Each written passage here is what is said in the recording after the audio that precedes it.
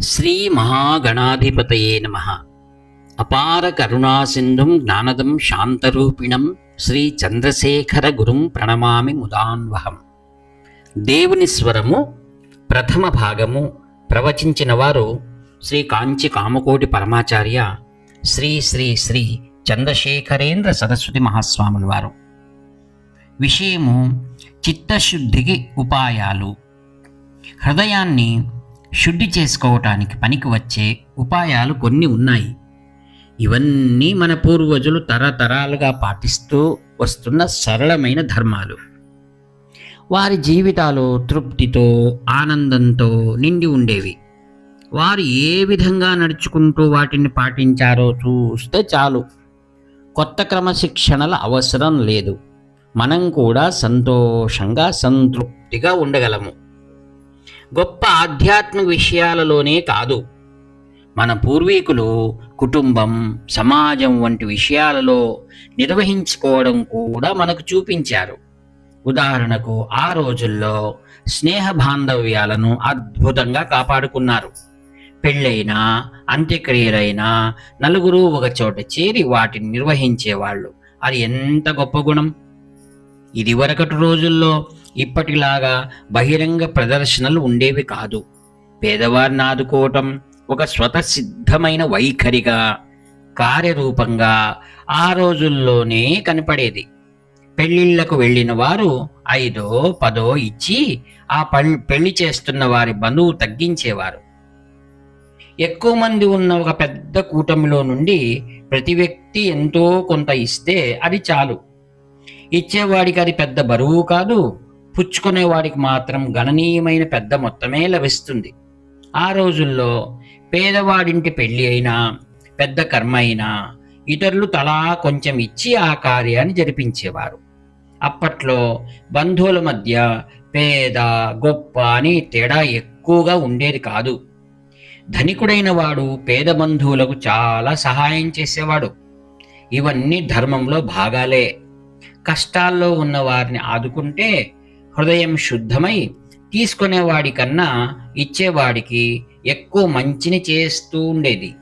కానీ ఈనాడు అంతా తలక్రిందులైపోయింది.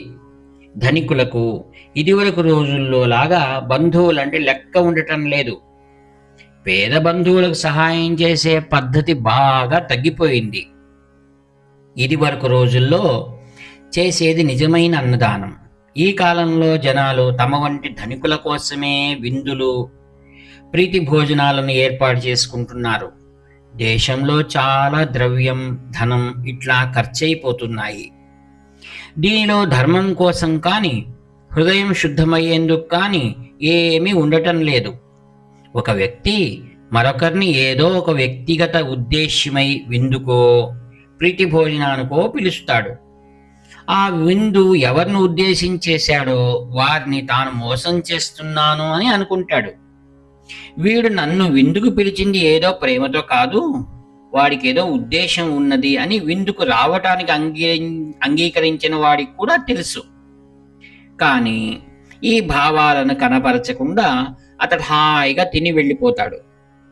ఆ విందు చేసిన వ్యక్తి అవతలి వాడిని మోసపుచ్చుతుంటే విందు ఆహ్వానాన్ని అంగీకరించి వచ్చి ఆరగించిన వ్యక్తి కూడా విందు చేసే వాడిని మోసపుచ్చుతున్నారు. ఆ విధంగా విందులు, మద్యపాన సమాగమాలు అన్నీ ఉత్త మోసాలే కాని అవి మన చిత్తశుద్ధికి కాదు. పేదవారికి వస్తు సహాయం చేసినప్పుడు, అన్నదానం చేసినప్పుడు ఇచ్చేవాడికి తీసుకునేవాడికి ఇద్దరికి ఒక నిజమైన పరస్పరానురాగం, యథార్థానందం కలిగేది. ఈ కాలంలో విందులు ఏర్పాటు అయినప్పుడు అక్కడ ఆత్మీయత లేకపోవటమే కాదు, అవి విద్వేషాల్లోకి, వైరాలకు కూడా దారితీస్తున్నాయి. పేద గొప్ప అనే భేదభావం బంధువుల మధ్య ఉండరాదని స్పష్టం చేయటానికి నేను ఇదంతా చెప్పాను. మంచి రాబడి ఉన్నవారే కదా ధన సహాయం చేసి పుణ్యాన్ని సంపాదించుకోగలిగేది అని ఇతరులు అనుకోకూడదు. శరీరశ్రమతో ఇతరులకు సహాయపడటం కూడా గొప్ప గుణమే. అది మనస్సును నిర్మలం చేయటానికి చాలా గొప్పగా సహాయపడుతుంది. ఆదాయం లేని వారు ఇట్లా శరీర శ్రమ చేత ఇతరులకు సహాయపడవచ్చు. ఇతరులకు తెలియాల్సిన అవసరం లేకుండా ప్రతి ఒక్కరూ ఏదో ఒక రహదారి మీదకు వెళ్ళి అక్కడ కనిపించిన గాజు పెంకులు, ముళ్ళు తీసివేసినట్లయితే అది హృదయాన్ని శుభ్రం చేయటంలో ఎంతో తోడ్పడుతుంది. ఈ చిన్ని ధర్మాన్ని ఎవరైనా పాటించవచ్చు. ఉన్నవాడు లేనివాడు అనే భేదం లేకుండా ఒక ప్రాంతంలో ఉండేవారంతా ఒక చోటికి చేరి చెరువులు తవ్వవచ్చు. భగవద్ అనుగ్రహం కావాలి అని మనం అంటూ ఉంటాము, కానీ ఆ దయ ఎట్లా కలుగుతుంది? సర్వజీవ ప్రేమను ప్రతిబింబించే మానవ సేవా కార్యాలను, సత్కర్మలను చేయడం వల్ల హృదయ శుద్ధిని సాధించవచ్చు. అట్టి శుద్ధాంతరంగంలోనే భగవంతుడిని చూడవచ్చు. బురద నీటిలో ప్రతిబింబాన్ని చూసుకోలేనట్టే మన మనశ్శాంతిని భంగం పరిచేకుని భగవంతుడిని దర్శించుకోలేని దౌర్భాగ్యంతో దుఃఖిస్తాము.